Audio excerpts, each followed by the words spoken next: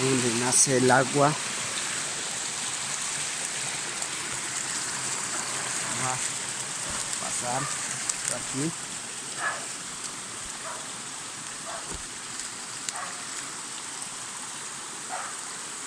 Y así el nacimiento.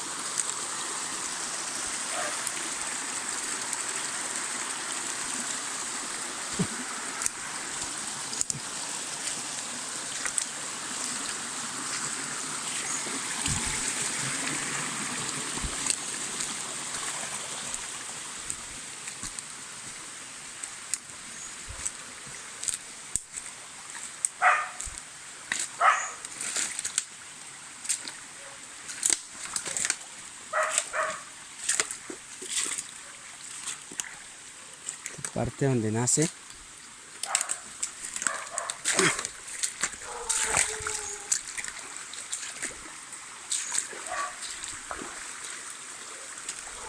Todo es donde vierte el agua.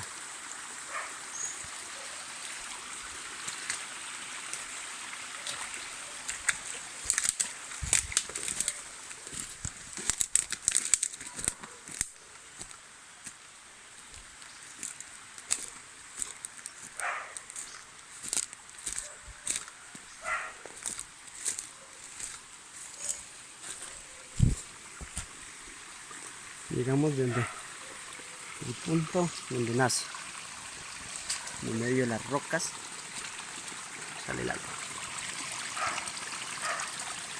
Debajo de un árbol de nacedero.